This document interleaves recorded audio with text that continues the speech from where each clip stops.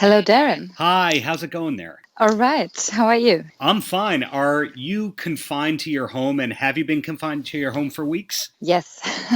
Actually, I'm right now. Luckily, we have a garden. So today I'm burning a lot of garden shit. So I'm sitting by the fire and I'm all yours. Um, it's We've been to South America with the helicopters because I accompanied Nika, and we came back about 3 weeks ago, and since then we've been home. Well, that's at least a great tour to have been around if that was going to be your last tour for a while. It looks like your dates for the fall have been rescheduled, though. Am I correct about that?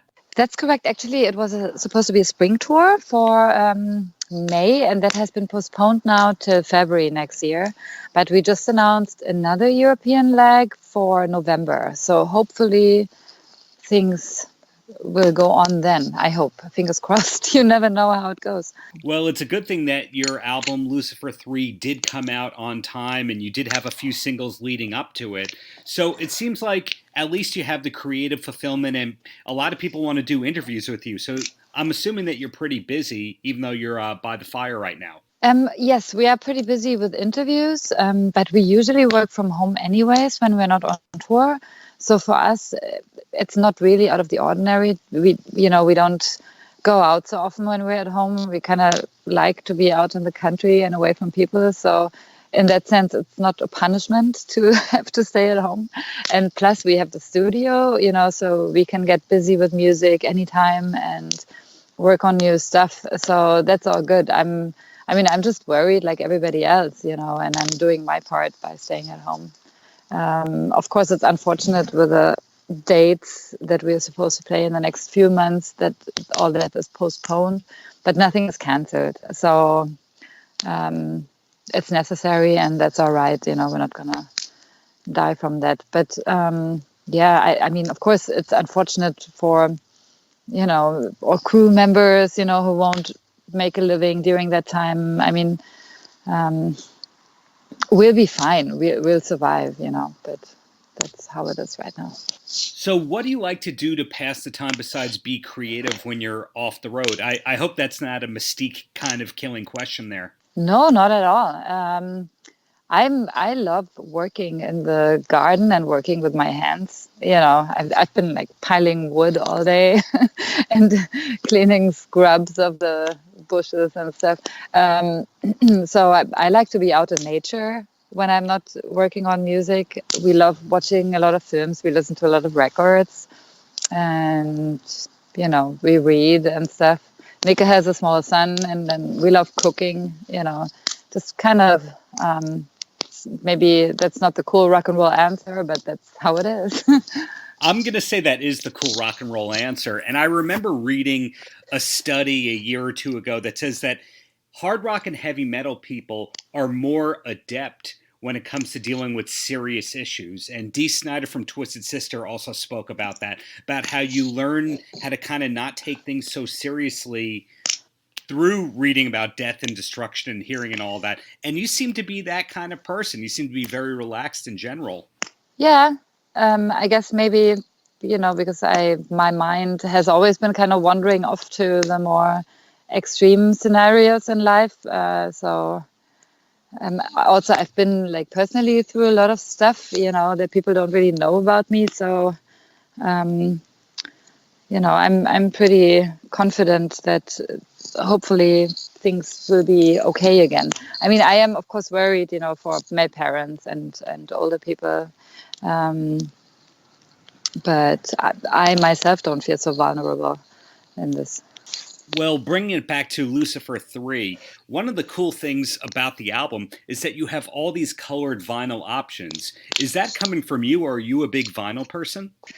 We are big vinyl people. We have a lot of records, and that's one of the other things how we pass our time right now. We're like trying to reorganize our record collection because it's out of hand, but all the vinyl colors, it's a little bit the record company, they want to have all these different options. I think if I had the choice, maybe I wouldn't go as nuts as they do.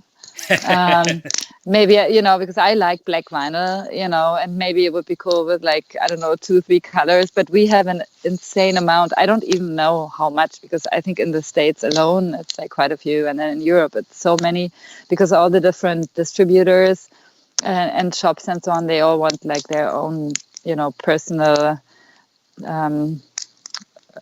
extra Wurst, extra sausage, as we say in Germany. So yeah, I mean, I guess because I know that a lot of people get annoyed by that, because they think, you put the collectors under pressure with that, because they feel like they are obliged to buy all that, I mean, if it comes to me, I pick one color, and I would pick, my favorite color out of what's available of somebody's release. And yeah, but the record company dictated that. They don't dictate so much, though. They give us free roaming and everything, which is pretty cool. I think it's great. You don't see a lot of silver vinyl, to say the least. And with this album, the third single was Leather Demon. When in the process of making the album did Leather Demon get written? Yeah, I don't remember that. I know that Ghosts was the first one we wrote. Leather Demon, actually, you know what? That is actually leftover from the second album, because we had so much stuff left from writing the second album together, Nick and I. I mean, now we are in the same position. We have so much left over from the third album. For some reason, the instrumental part that Nick had given me, I didn't feel anything at the time. I thought it was great, but I didn't come up with the right idea then, I think. And now, it kind of clicked, and my part happened, and then it became an album track. So the instrumental for it is actually a little older. And with the album title, a lot of classic artists have named their album 3, the Roman numeral thing, Zeppelin and Glenn Danzig and all that. Did you know from the start that it was going to be called 3? Yeah, well, I always like to keep my options open, but I did start with Lucifer numbering the records, because I'm a big Danzig fan, and I'm also a big Led Zeppelin fan.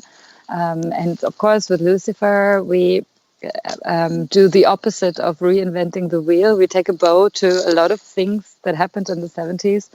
And it's a very classic thing to do. I love all these classic notions, But like I said, I want to keep my options open. It could be that the next album, for example, is called 4, or it's called something else, or it's going to be called 4 How the Gods Kill. Yeah, it's good to surprise, That's why I also, for the 3 album designs of Lucifer 1, 2, and 3, you always have a very different cover. The first one I kind of picked because people, I think, were kind of expecting something that accompanies the doom sound, maybe something black or whatever is allowed in the, gloomy doom scene. But I thought, no, I'm going to pick mint. I like mint. Something different, it was kind of inspired by Alan Parsons' project Eye in the Sky. There's a record cover in that exact cover with gold. And then I thought, for the second album, I'm going to do this crazy photo that's very much in your face. That's also a very 70s thing to do. So with the third album, I thought, okay, let's surprise people again, and let's have a, painting. That is a very surprising Alan Parsons Project reference right there. Because, your bio, of course, there's the person who's performing, and then there's the person who lives the rest of the day, the other 22 hours that you're not on stage and prepping to go on stage. But your bio says that hard rock and leather jackets and cigarettes and cemeteries. What was the first band that made you think that image was cool? Do you remember? Yeah, Danzig. My first show that I went to in 92 was Guns N' Roses, same year than Metallica. And then in 93, I saw Danzig. And that totally blew me away, because it was rock and roll, but it was also evil.